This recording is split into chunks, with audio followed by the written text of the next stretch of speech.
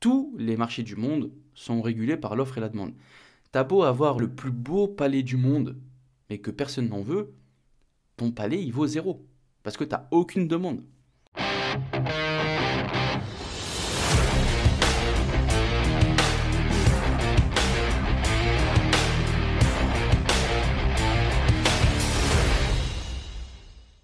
Bonjour et bienvenue tout le monde, bienvenue dans ce tout nouvel épisode du podcast Graines d'investisseurs.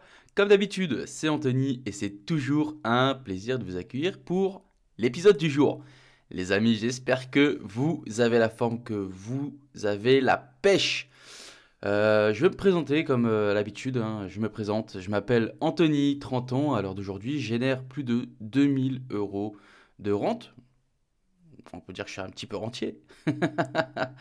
Non, je génère 2000 euros grâce à mes investissements, principalement dû à mes investissements immobiliers. Tout ça en ayant commencé au McDo avec un salaire de 800 euros.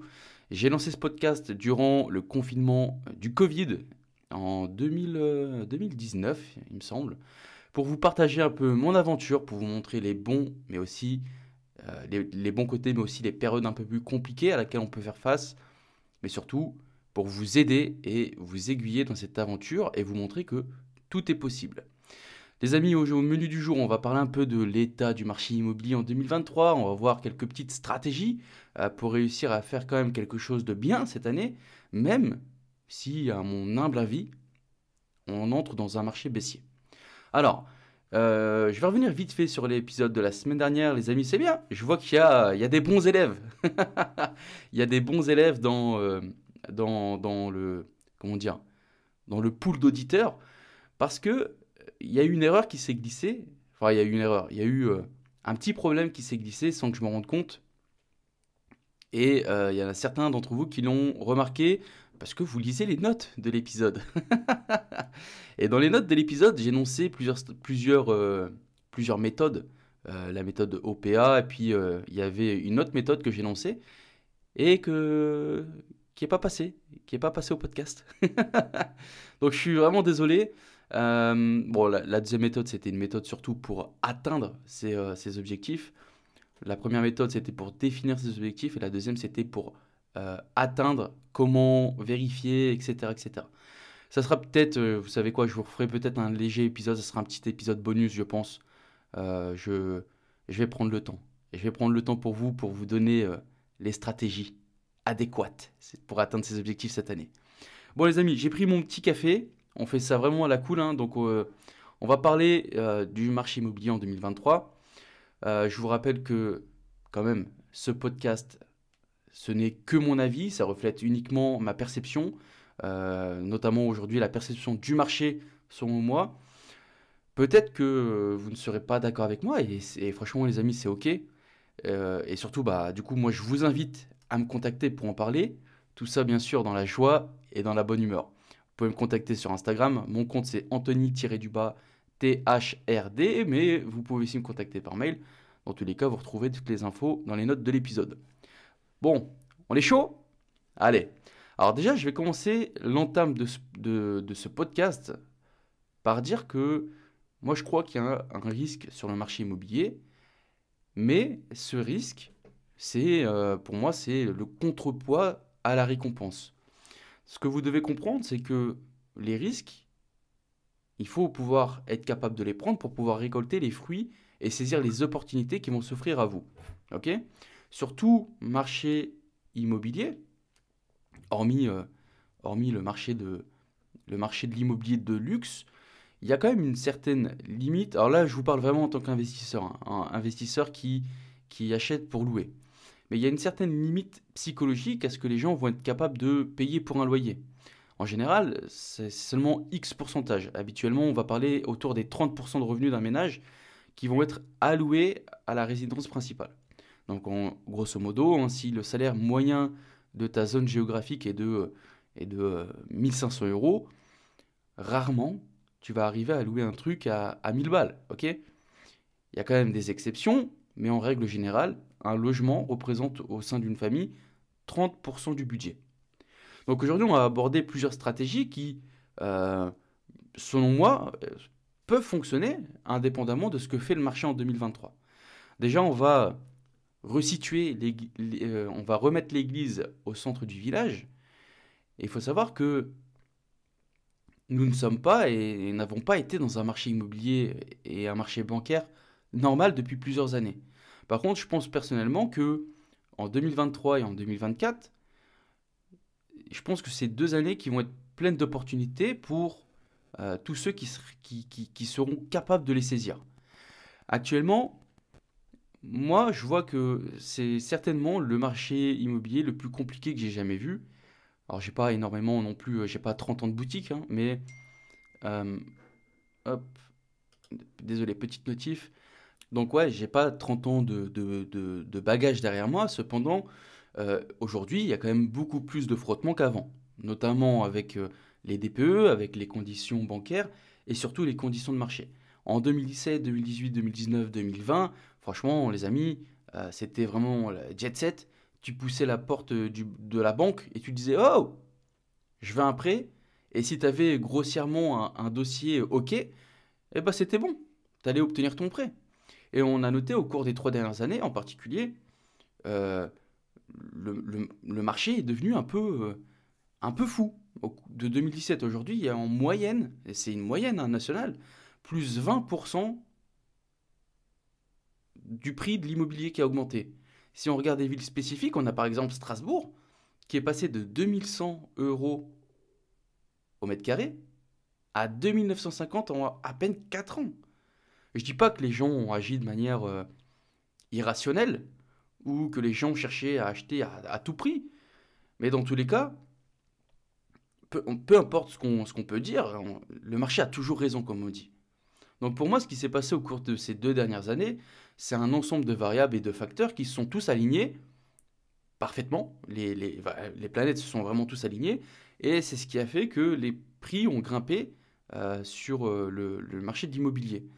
Lorsque vous regardez le marché du logement depuis les années 2000, hormis la crise de 2008, le marché du logement est généralement quand même assez prévisible. Ça évolue par cycle et en moyenne, il a augmenté de 2 à 4% tous les ans. Aujourd'hui, en 2023, on commence quand même tout doucement, on est vraiment sur les prémices, mais on commence à avoir tout doucement la situation se détendre un petit peu et à revenir sur un marché entre guillemets normal. Bien sûr, comme tout changement de marché, on a quelques petites réticences des gens, notamment des vendeurs, notamment sur les prix. Parce que les gars, ils se disent, attends, l'année dernière, moi, je pouvais vendre à ce prix-là, jamais de la vie, je vais baisser mon prix. Parce que voilà, tu vois, c'est normal. Tu pouvais vendre, on va prendre des chiffres ronds, tu pouvais vendre 100 000 il y a l'année dernière, aujourd'hui, tu peux vendre seulement 90 000, ah, ça te fait chier. Ça te fait chier. Maintenant, pourquoi moi je pense que le marché va baisser? Alors déjà, on va revenir, on va revenir sur un truc, mais les gens veulent trop souvent simplifier les choses et dire, ah, les taux augmentent, donc les prix baissent. En réalité, c'est pas si simple. Il y a quand même plus d'indicateurs qui vont faire que le prix va baisser. Premièrement, comme tout marché mondial, international et interplanétaire, il y a l'offre et la demande. Tous les marchés du monde sont régulés par l'offre et la demande. T'as beau avoir, si tu as le plus beau palais du monde, mais que personne n'en veut, ton palais, il vaut zéro. Parce que tu n'as aucune demande. Ensuite, il y a un autre point, comme l'accessibilité, ou plutôt l'abordabilité du marché de l'immobilier. On a également tout ce qui est les stocks de biens à la vente. Est-ce que il y a énormément de biens à la vente ou on commence à être ric-rac sur le marché? Et puis, effectivement, après, on retrouve tout ce qui est tension bancaire et bien sûr l'inflation. Pour moi, ce sont les principaux éléments qui ont eu un impact sur le marché en 2022 et qui, pour moi, vont continuer d'avoir un impact en 2023, mais d'une manière légèrement différente. Parce que la façon dont toutes ces variables s'étaient alignées, aujourd'hui, ces variables, elles commencent à interagir les unes avec les autres, mais d'une manière différente. Au sujet de l'offre, pour revenir, je dirais d'abord qu'il existe deux bons indicateurs de l'offre. Le premier, c'est l'indicateur à long terme. Parce que, on va pas se cacher, il n'y a tout simplement pas assez de logements en France. Je vous ai recherché une petite stat, mais la Fondation Abbé Pierre parle de 4 millions de mal logés en France. Il y a 2 millions de Français qui sont à la recherche d'un logement social. 2 millions. Et on a les nouvelles réglementations thermiques donc le DPE, qui font qu'une partie des appartements possédés par les particuliers, une partie ne seront plus louables à partir de 2025, si les travaux ne sont pas faits. Et je vous dis, les amis, il y a énormément de personnes qui ne vont pas faire les travaux. Donc on estime à peu près qu'il y a 1,5 million de logements qui ne pourront plus être reloués. Donc on est clairement dans un déficit de logement en France. Pour moi, alors bien sûr, et même pour vous, hein, les amis, on est biaisé. On est biaisé parce que nous, on est des investisseurs. On est des investisseurs de l'immobilier. Donc l'immobilier, on y croit fort. Mais pour moi, il y a quand même une appréciation à long terme de l'immobilier. Peu importe ce qui va se passer en 2023, 2024. Parce que, en réalité, on ne sait pas ce qui va se passer. Pour moi, le fait qu'il y ait beaucoup de personnes qui recherchent un logement et qu'il en manque cruellement en France, c'est de bon augure pour les prix de l'immobilier au cours des 5 à 10 prochaines années. Maintenant, ça c'est la tendance à long terme. Maintenant, on va voir la tendance à court terme. Et moi, j'aime bien regarder une mesure qui, qui correspond essentiellement au nombre de biens actuellement sur le marché. Du côté de l'offre actuelle, les chiffres sont à la hausse sur l'ensemble du territoire.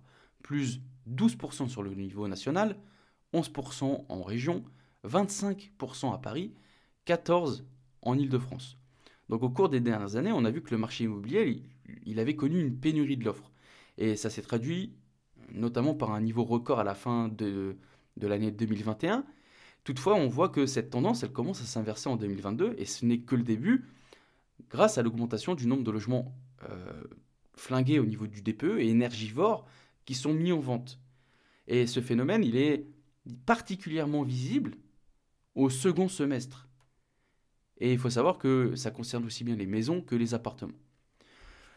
Donc on voit effectivement que c'est définitivement en hausse par rapport à ce que nous étions en 2020 et en 2021. Mais pas de manière à ce que ça signifie un crack immobilier. Tu vois, le fameux crack que tout le monde prédit depuis 15 ans. Un jour, il va arriver, hein, les amis, je vous rassure. Mais actuellement, on n'est pas, on n'est pas dans les prémices de ce gros crack. Donc, lorsqu'on voit tous les stocks de biens à la vente sur le marché, on voit que ça commence à monter en flèche, ça signale un changement significatif vers un marché d'acheteurs. Et donc, potentiellement, les prix vont baisser. Donc, nous, on commence déjà à voir au cours des 6 derniers mois des biens, des biens en vente qui augmentent, surtout des passoires énergétiques. Par contre, ce qui se passe, c'est que il y a plus de biens en vente, mais les biens restent plus longtemps sur le marché. Simplement parce que les passoires énergétiques, ça n'intéresse personne. Ça n'intéresse personne, sauf les investisseurs. Et le problème, ce qui se passe, c'est qu'actuellement, comme je vous ai dit juste avant, les vendeurs, ils en veulent encore trop cher. Donc les vendeurs restent butés sur un prix qu'ils ont connu dans les années 2020, 2021, 2022, mi-2022. Et les vendeurs, enfin les acheteurs, eux, surtout pour les passoires énergétiques, notamment moi, je suis là, j'attends. Je suis dans les starting blocks.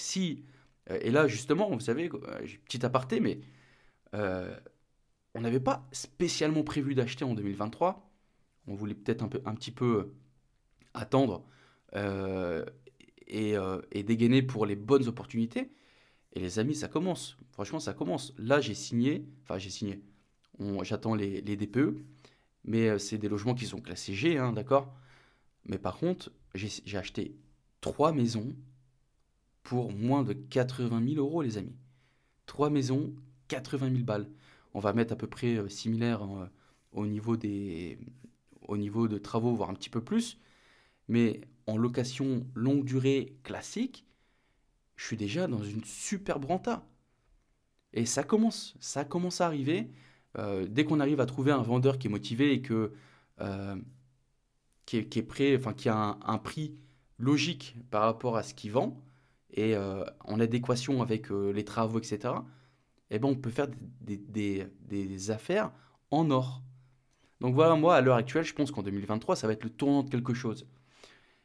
Mais on note quand même que les choses sont quand même assez stables. C'est pas encore, on n'est pas encore franc dans le changement. Par contre, il y a un point qui commence à être problématique, c'est l'accès au crédit. Les banques, et peu importe, hein, moi je vois des mecs qui sont hyper optimistes. Moi en général, je suis quelqu'un d'hyper optimiste et tout, mais il faut appeler un chat un chat. Quand on voit que les banques, ça commence à être compliqué, t'as beau dire que non, c'est open bar, etc. Non, c'est faux. Franchement, c'est faux. Les banques ont réduit l'accès aux prêts, certaines peut-être par choix, mais surtout avec les pressions du taux d'usure, les recommandations du HCSF, ça c'est vachement compliqué. Soit dit en passant, si vous n'êtes pas au courant, le calcul du taux d'usure va être réactualisé tous les mois à partir de là, il me semble, si je ne dis pas de bêtises. Donc ça peut être une très bonne nouvelle, parce que les banques refusaient, parce que notamment par rapport au taux d'usure, c'était pas possible. Elles te faisaient un prêt, mais elles étaient en perte. Elles perdaient de l'argent à t'accorder un prêt. Donc il y avait quelque chose qui tournait pas rond. Mais on voit quand même, voilà, l'accès au crédit qui commence à être de plus en plus problématique. Il y a un truc maintenant qu'il faut comprendre, c'est que nous sommes aussi dans un marché où nous ralentissons artificiellement les choses en augmentant les taux, notamment pour combattre l'inflation. Et ça, c'est un choix qui est fait par les gouvernements. Enfin, c'est même pas vraiment les gouvernements, mais c'est par les banques centrales, notamment la Banque centrale américaine, la Fed, et la Banque centrale européenne, la BCE. Tout ça pour tenter de ralentir l'inflation. Et ça, c'est quelque chose que les investisseurs immobiliers doivent être conscients. Les décisions que prend la BCE, les décisions que prend la Fed, tous ces facteurs macroéconomiques jouent un rôle qui est assez important dans la valeur de notre investissement. Parce qu'en réalité, une grande partie de la possibilité d'acheter un bien immobilier est en réalité hors de notre contrôle. Sauf pour ceux qui ont vraiment un gros bagage financier, la plupart des gens utilisent l'effet de levier. Ils utilisent de la dette pour financer l'immobilier. Et donc, le taux bancaire qu'on obtient a vraiment un impact sur ce que nous pouvons nous permettre. Et ça a eu un impact positif notamment sur la plupart des gens avant et pendant la pandémie. Parce que les gens pouvaient se permettre tout à coup beaucoup plus. Si on compare un taux à 4% et un taux à 1, il n'y a pas photo sur la capacité d'emprunt. Maintenant, on est revenu dans une période à la normale, entre guillemets, et ben les gens se disaient, oh, putain, mais je peux plus m'acheter ça ou je peux plus m'acheter ça. Parce qu'on est revenu avec des taux bancaires plus normal en termes historiques. Et donc, ça a un impact négatif sur l'abordabilité de l'immobilier. Donc, tout ça pour dire que nous quittons à l'échelle nationale un temps où les vendeurs avaient le pouvoir. Maintenant, on entre dans un scénario différent où les vendeurs peuvent être peut-être plus sélectifs, peuvent être capables de négocier peut-être un peu plus. Et c'est pourquoi l'immobilier est vraiment sensible au taux d'intérêt parce que ça a un impact. Ça a vraiment un impact sur votre capacité à acheter des immeubles de placement, des immeubles de rapport ou des résidences principales. Bon les amis, est-ce que ça va? C'est un petit épisode un peu dans le dur. Ça fait longtemps que je n'en avais pas fait. Et ça fait quand même plaisir. Je vais boire une petite clopette de café. Et on repart. Alors, maintenant on va parler d'économie un peu plus globale. Notamment les décisions que les banques centrales vont prendre et les décisions que nos gouvernements vont prendre, etc. Comment ça va nous impacter? On va déjà commencer par reparler de l'inflation. L'inflation, ça fait plus d'un an que je vous tanne avec ça, inflation, inflation.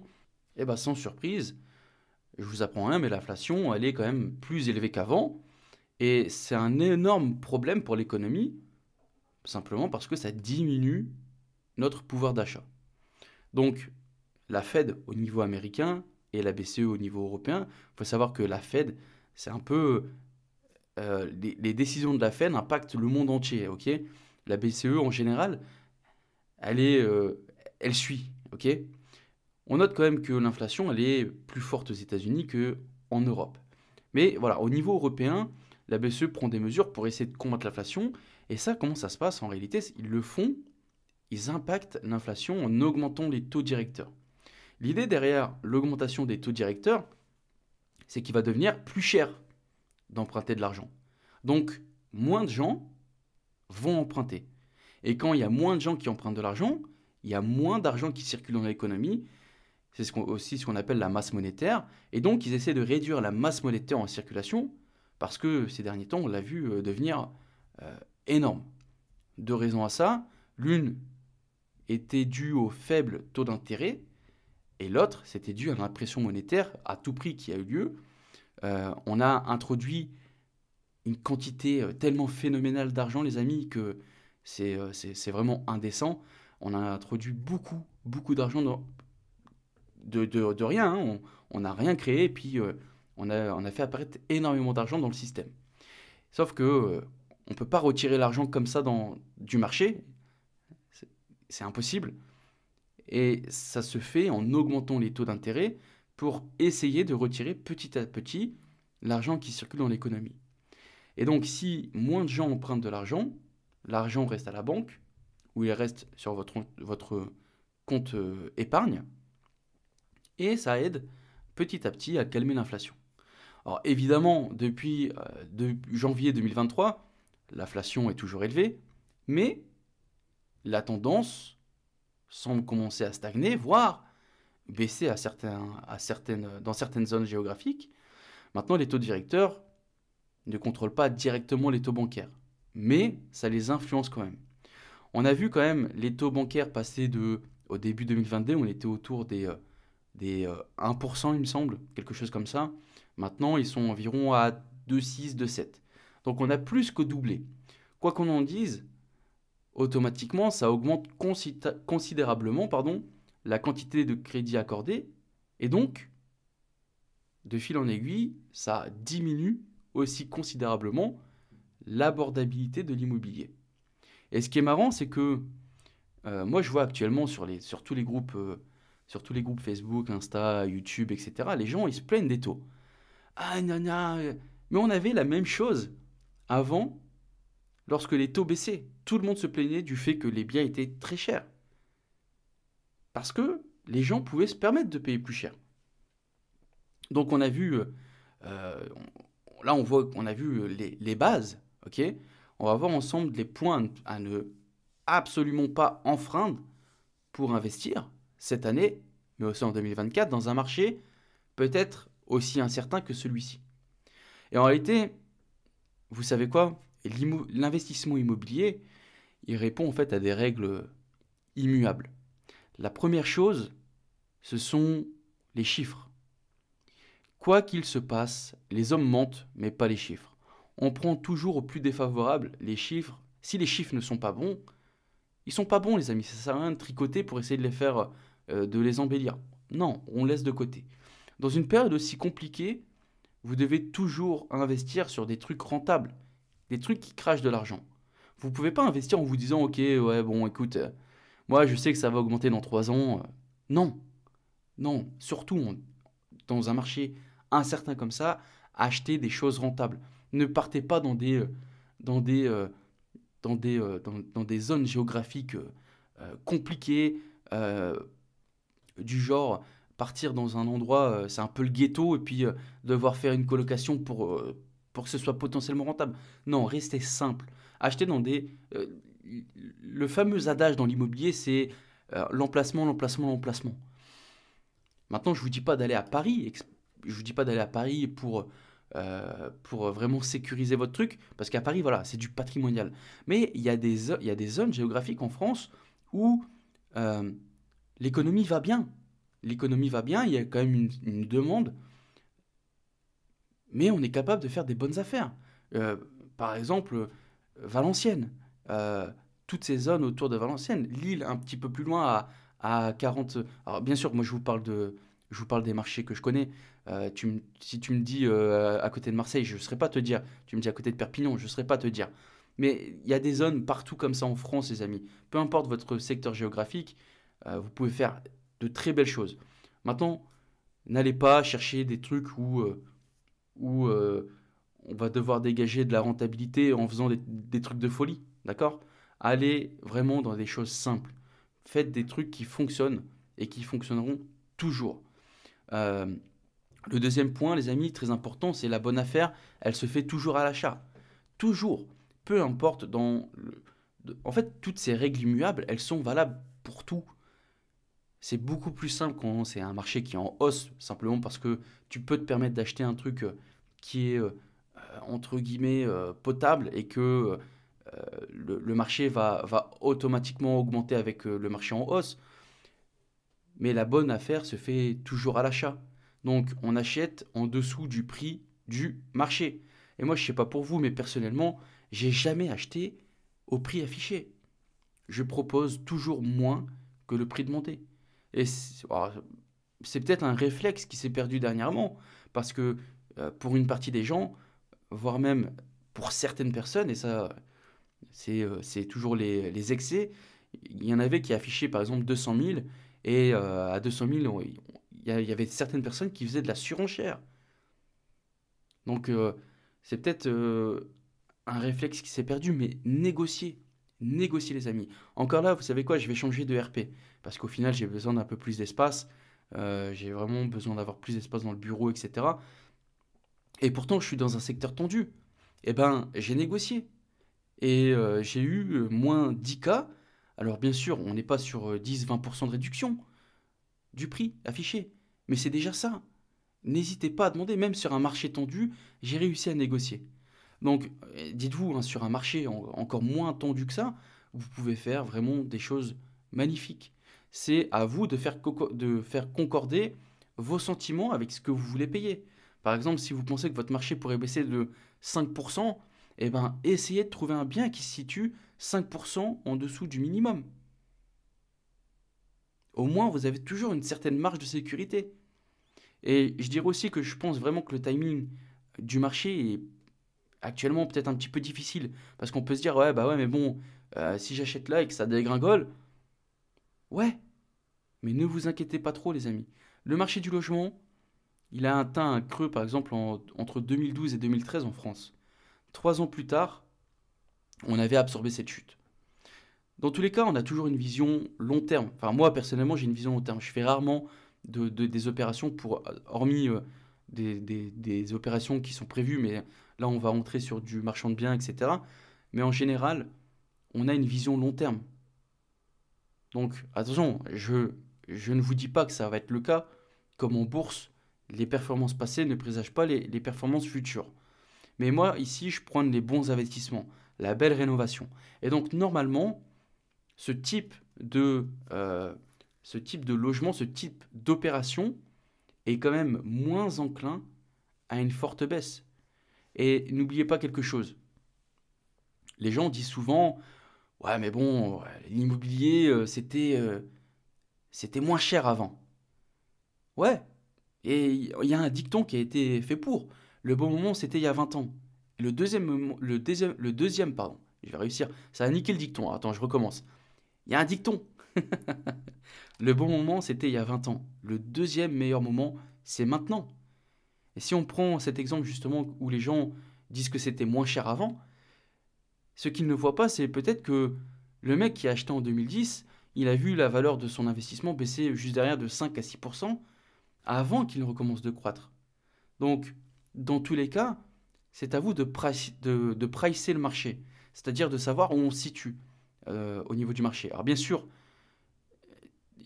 savoir qu'on a touché le fond ou pas, ou on est sur un sommet, c'est impossible à prédire. Jamais personne ne sera capable de vous dire ouais, là, c'est bon, il faut revendre. Là, dans la semaine prochaine, ça baisse. Non, c'est impossible à prédire.